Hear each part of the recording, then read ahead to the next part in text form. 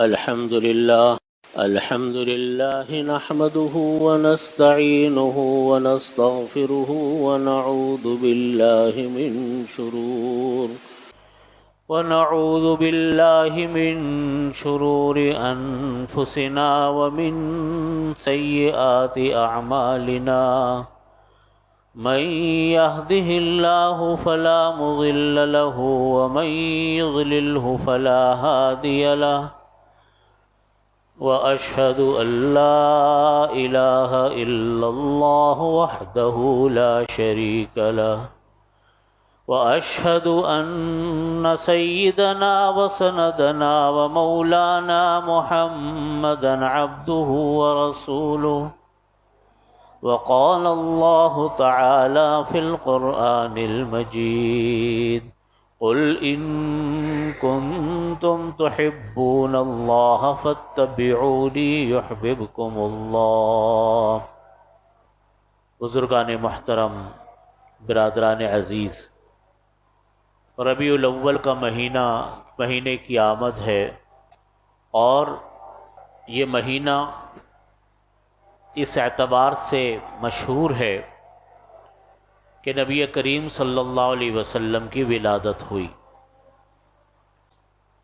اس مہینے میں محبت رسول صلی اللہ علیہ وسلم کے عنوان سے ہمارے ملک میں جو کچھ ہوتا ہے وہ بڑا قابل غور بھی ہے اور بہت سمجھنے کی چیز بھی ہے کہ ہم کر کیا رہے ہیں اور کرنا کیا چاہیے. اللہ رب العزت نے قرآن کریم میں فرمایا، جو آیت میں نے تلاوت کی، قل ان کنتم تحبون اللہ، اے نبی صلی اللہ علیہ وسلم آپ اس امت سے فرما دیجئے، لوگوں سے فرما دیجئے، ان کنتم تحبون اللہ، اگر تم چاہتے ہو کہ اللہ تم سے محبت کرے، فاتبعونی، تو تم لوگ میری یعنی نبی کریم صلی اللہ علیہ وسلم کی کیا کریں؟ اتباع کریں. یحببکم اللہ، تو اللہ آپ کو محبوب بنا لے گا. تو اللہ کی محبت اور اللہ کی رضا حاصل کرنے کا ذریعہ اتباع سنت ہے. سنت کو سیکھنا ہے، سنت پر عمل کرنا ہے، سنت کے مطابق اپنی زندگیوں کو گزارنا ہے. یہ ہے سنت. اور وہ تمام کام جو انسان دین سمجھ کر اور سنت سمجھ کر اور ثواب سمجھ کر کرے، لیکن حقیقت میں نہ وہ سنت ہو نہ کوئی دین ہو، اس کو بدعت کہتے ہیں. دین سمجھ کر کوئی ایسا نیا کام کیا جائے جو دین کا حصہ نہیں ہے، اس کو کہتے ہیں بدعت.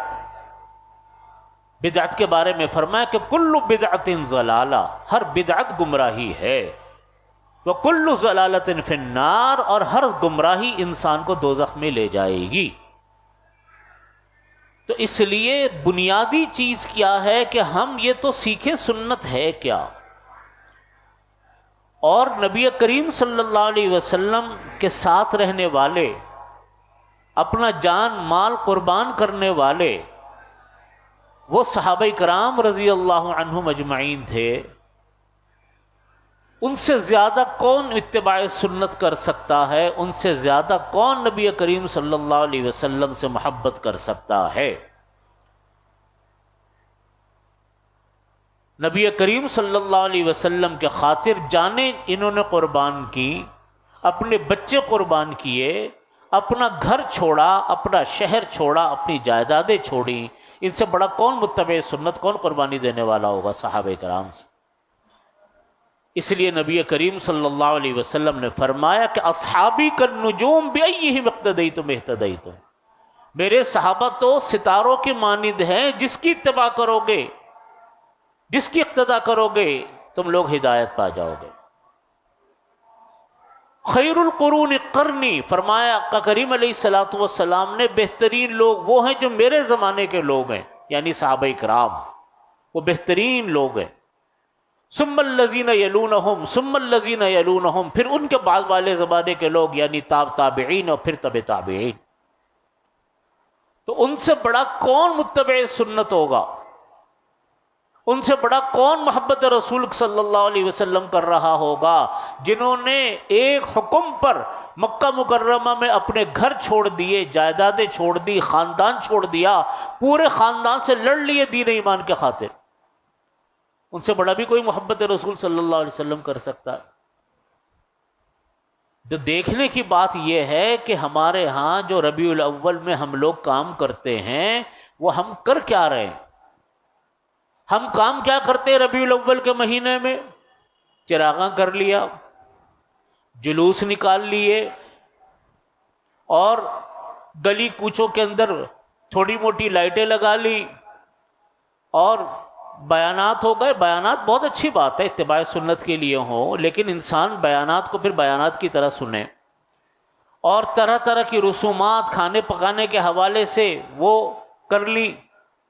یاد رکھیے ان چیزوں کا دین سے، شریعت سے دور دور کوئی تعلق نہیں۔ نہ یہ کام صحابہ کرام نے کیا۔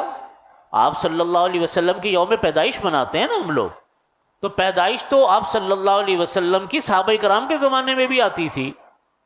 کبھی پوری روایات میں، واقعات میں، تاریخ میں، کثیرت میں کہیں نہیں لکھا کہ صحابہ کرام نے 12 ربیع الاول پر یہ کیا ہو، یا ربیع الاول کے مہینے میں یہ کیا ہو۔ ان کے بعد تابعین کا صحابہ کرام کا زمانہ آیا، آپ صلی اللہ علیہ وسلم کے بعد انہوں نے بھی کبھی یہ کام نہیں کیا۔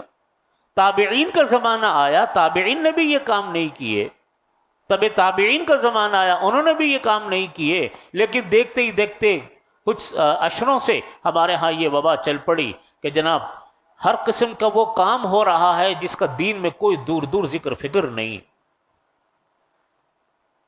میرے بھائیوں، اگر ہم اس کو دین سمجھ کے کرتے ہیں، سنت سمجھ کے کرتے ہیں، اور یہ سمجھ کر کرتے ہیں کہ ہمیں اس کا کوئی ثواب ملے گا، تو یہ سب بدعات ہیں، یہ بدعات ہیں۔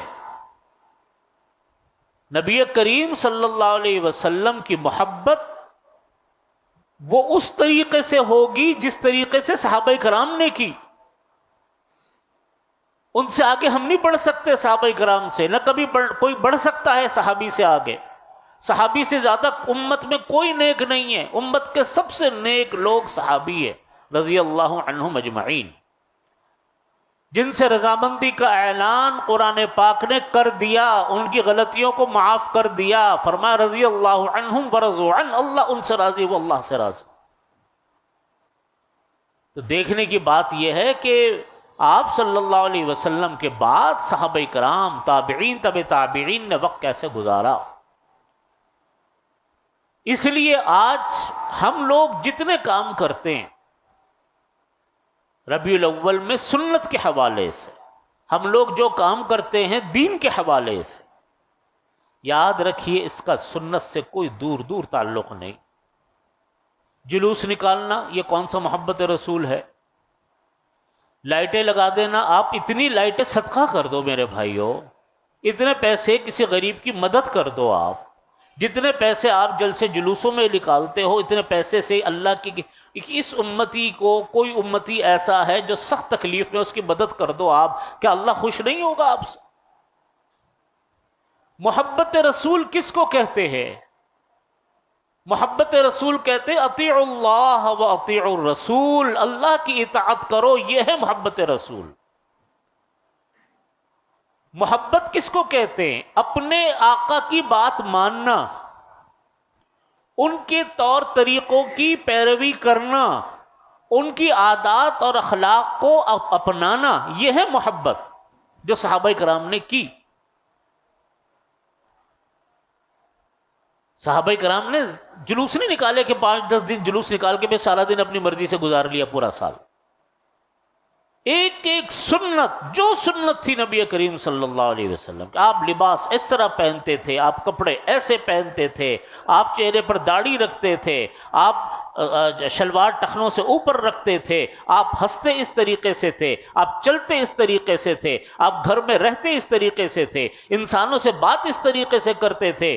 یہ طور طریقوں کو اپنانا سنت کے مطابق، یہ ہے محبت رسول۔ محبت رسول زبانی نہیں ہوا کرتی، لائٹیں لگانے سے محبت رسول نہیں ہوا کرتی، محبت رسول کا نام کا مطلب ہے سنتوں کو اپنانا، طور طریقوں کو اپنانا، اور یہ کوئی آسان کام نہیں ہے، مشکل کام۔ عادت پڑ جائے تو آسان ہے۔ آج ہمارا معاملہ کیا ہے کہ کوئی سنت ہم اپناتے نہیں۔ آپ دیکھ لو کون سی سنتیں اپناتے ہیں۔ گھروں میں وہی گانے باجے چل رہے ہیں، عورتیں وہی بے پردہ پھر رہی ہیں۔ کیا ہماری ازواج مطہرات رضی اللہ عنہم اور ہماری امت کی مائیں کیا اس طرح بے پردہ پھرتی تھی جیسے ہماری بیٹیاں پھرتی ہیں، ہماری بیویاں پھرتی ہیں، ہمارے گھر کی خواتین پھرتی ہیں؟ وہاں کسی آدمی کو یہ نہیں نظر آیا کہ محبت رسول کیا ہوتا ہے؟ کیا ہم بازاروں میں اسی طریقے سے جھوٹ بولتے جس طریقے سے بولتے ہیں، اور کیا اس کے باوجود ہم تقاضا کرتے محبت رسول کا؟ کہ نبی کریم صلی اللہ علیہ وسلم کی سنت داڑھی رکھنا نہیں ہے؟ جتنے لوگ آپ دیکھ لو مجال ہے کہ کوئی سنت اپنا لیں، نعرے بازی کروا لو سنتوں کو چھوڑ کر۔ کہاں گئی سنت، کہاں گئی محبت؟ محبت رسول کس کو کہتے ہیں؟ نبی کریم صلی اللہ علیہ وسلم عمرے کے لیے تشریف لے گئے ہجرت کے 6 سال میں۔ یاد آ رہی تھی مکہ مکرمہ کی، سارے صحابہ کرام جو ہجرت کر کے آئے تھے سب مکہ کے رہنے والے، بیت اللہ شریف کی یاد کس کو نہیں آتی؟ ان کا تو گھر تھا بیت اللہ شریف میں۔ آپ صلی اللہ علیہ وسلم کے حکم کے مطابق مکہ مکرمہ چھوڑ کر آئے۔ مکہ مکرمہ نہیں چھوڑا، سارا خاندان چھوڑا، اپنی زمینیں، اپنا کاروبار چھوڑا، اپنا گھر بار چھوڑا، بھائی بھائی سے لڑے، اپنے عزیزوں سے لڑائیاں ہوئیں، صرف ایک اللہ کے رسول صلی اللہ علیہ وسلم اور اللہ کے خاطر عمرے کے لیے گئے۔ صحابہ کرام کی جماعت ساتھ، کہ شوق میں کہ چلو جی آج آئے ہوئے مکہ مکرمہ سے 6 سال ہو گئے، چلو حرم شریف دیکھیں گے جا کر۔ جب پہنچے حدیبیہ کے مقام پہ بالکل مکہ مکرمہ سے قریب، تو وہاں حضرت عثمان غنی رضی اللہ عنہ کو نبی کریم صلی اللہ علیہ وسلم نے بھیجا کہ مشرکین مکہ سے کہو کہ ہم آنا چاہتے ہیں، ہم بالکل قریب پہنچے میں۔ آپ صلی اللہ علیہ وسلم نے حضرت عثمان غنی کو بھیجا، بالکل مکہ مکرمہ کے ساتھ پہنچ کے حضرت عثمان غنی سے گئے مذاکرات کرنے کے لیے کہ جی ہمارے صحابہ کرام آئے، اتنے دنوں کے لیے ہم آئے، واپس چلے جائے۔ وہ مانے نہیں، مشرکین مانے نہیں، انہوں نے کہا مذاکرات کرتے ہیں۔ حضرت عثمان رضی اللہ عنہ بڑے سردار تھے، آپ نے جانا کہ کتنے بڑے، آپ جانتے کتنے مالدار آدمی تھے، اللہ رب العزت نے کتنا نوازا تھا۔ حضرت عثمان غنی رضی اللہ عنہ نے رات اپنے کسی چچا زاد بھائی کے ہاں بسر کی، صبح کو مذاکرات کے لیے روانہ ہوئے۔ سنت نبی کریم صلی اللہ علیہ وسلم کی یہ تھی کہ آپ ٹخنوں سے اوپر شلوار رکھتے تھے، یہ آپ کا معمول تھا۔ اور عربوں کے ہاں زمانہ جاہلیت میں یہ رواج تھا کہ وہ اپنی شلواروں کو اتنا لٹکاتے تھے کہ زمین پر شلوار زگ زیگ بناتی ہوئی چلے، یہ ان کے ہاں تو فیشن تھا۔ اب سب نے ان کو کہا کہ آپ کی شلوار دیکھیں اتنی اوپر ہے، یہ تو بہت بری لگ رہی ہے، اور آپ اتنے بڑے بڑے رؤسائے قریش سے ملنے جا رہے ہیں، تو آپ اپنے لباس تو ذرا صحیح کر لیں، شلوار تو تھوڑی دیر کے لیے آپ نیچی کر لیں، بعد میں اوپر کر لیجئے گا، اگر آپ کا لباس اچھا ہوگا تو شاید آپ کی بات توجہ سے سنیں۔ حضرت عثمان سنت چھوڑنے والے تھے، ان کو تو ایک کے گرگ و پے کے اندر نبی کریم صلی اللہ علیہ وسلم کی محبت اور ان کی سنت پیوست تھی۔ انہوں نے ایک ہی جواب دیا اپنے بھائیوں کو، چچا زاد بھائیوں کو، انہوں نے کہا کہ ہا قضا عزرت محمدنا صلی اللہ علیہ وسلم، میرے آقا علیہ الصلوۃ والسلام کی شلوار ایسی ہی ہوتی ہے، جو دل چاہے کرنا ہے کر لو، مذاکرات کرو گے تو اسی سنت کے ساتھ ہوگی، بات کریں گے تو برابری کی بنیاد پر ہوگی، اونچ نیچ کی بنیاد پر نہیں ہوگی۔ جب انسان اندر سے اتنا مضبوط ہوتا ہے نا، دوسرا انسان اس کی عزت کرتا ہے کہ نہیں یہ اپنے طور طریقوں پر ہے۔ جب ہم ہی اندر سے ڈھیلے پڑے ہوئے ہوں، ہماری کس نے باتیں سننی ہے، ہماری کس نے عزت کرنی ہے؟ اسی طرح گئے حضرت عثمان رضی اللہ عنہ، مذاکرات ناکام ہوئے، واپس ہوئے، جب واپس ہو رہے تھے نہیں آنے دیا، آپ نے تاریخ پڑھی، سیرت پڑھی، نہیں جانے دیا، لیکن یہ طے ہوا کہ اگلے سال آئیں گے۔ جب واپس جا رہے تھے صحابہ کرام کو اتنا غم تھا کہ کوئی حد و انتہا نہیں۔ احرام پہنے ہوئے تھے، سب نے دم دیا، احرام اتارے، اور بے تحاشا غم کہ ہم تو مکہ مکرمہ جا رہے تھے، حرم شریف عمرے کے لیے جا رہے تھے۔ اس وقت اللہ تعالیٰ نے سورۃ الفتح نازل فرمائی، جس کے انا فتحنا لک فتحا مبینا، کہ بشارت دی گئی کہ اللہ تعالیٰ آپ کے ذریعے سے مکہ مکرمہ کو فتح فرمائیں گے۔ تو میرے بھائیوں، سنت تو اس طرح ہوتی ہے، محبت تو اس کو کہتے ہیں کہ آپ جان مانگی، اللہ کے رسول نے جان دی، قربانیاں مانگی، شوق کی تو قربانیاں دی تو دی، نام نہیں لیا محبت کا، نام لے کر سارے کام بغیر محبت والے کر رہے ہو۔ کسرا کی جنگ ہونے والی، کسرا اس زمانے کی سپر پاور طاقت، جیسے آج امریکہ سمجھ لو آپ، اس زمانے کی سپر پاور طاقت، اس سے جنگ ہو رہی۔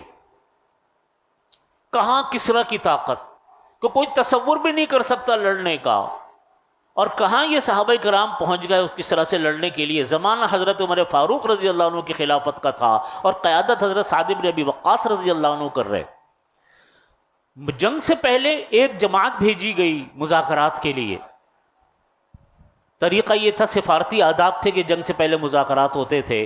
نبی کریم صلی اللہ علیہ وسلم جنگ سے پہلے 3 چیزیں پیش فرماتے تھے کہ اسلام قبول کر لو، اسلام قبول نہیں کرتے تو ہمیں ٹیکس جزیہ دینے کے لیے تیار ہو جاؤ، وہ بھی نہیں کرتے تو جنگ کے لیے تیاری ہے۔ کچھ صحابہ کرام اندر گئے کسرا کے محل میں۔ کسرا اس زمانے کا سپر پاور، دنیا جہاں کے ساز و سامان اور لشکر سے لیس، اس نے تو شروع میں ان کو بڑی حقارت سے دیکھا، ان کی طاقت کو دیکھا، ان کے اسلحے کو دیکھا، انہوں نے کہا یہ کیا ہم سے لڑنے آئے۔ خیر مذاکرات ہوئے جو ہوئے، اس کے بعد سفارتی آداب کے مطابق ان کے لیے تواضع کا انتظام کیا گیا، کچھ کھانے پینے کا۔ یہ حضرات صحابہ کرام بیٹھ گئے، کچھ کھاتے پیتے ایک صحابی کے ہاتھ سے نوالا نیچے گر گیا۔ یہ دیکھیے، یہ ہے سنت رسول، محبت رسول۔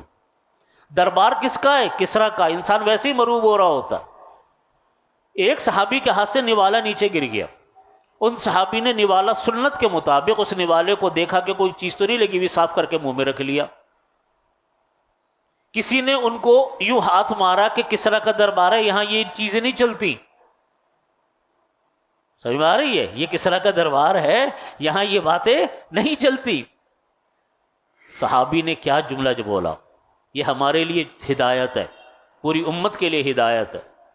ان صحابی نے فرمایا کہ اترک سنت رسول اللہ صلی اللہ علیہ وسلم لہؤلاء الحمقاء، کیا میں نبی کریم صلی اللہ علیہ وسلم کی سنت کو ان احمقوں اور بے وقوفوں کے خاطر چھوڑ دوں گا؟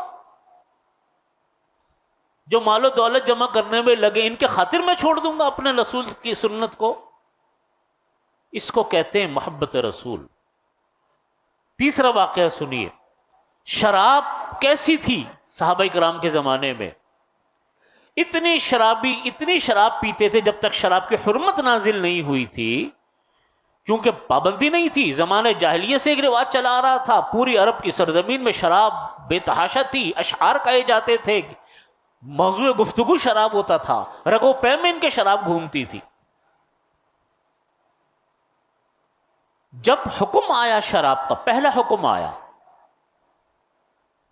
اللہ رب العزت نے واضح طور پہ منع نہیں فرمایا، قل فیہما اسم کثیر ومنافع للناس، اس میں کچھ گناہ بھی بہت ہے، کچھ فائدے بھی ہے۔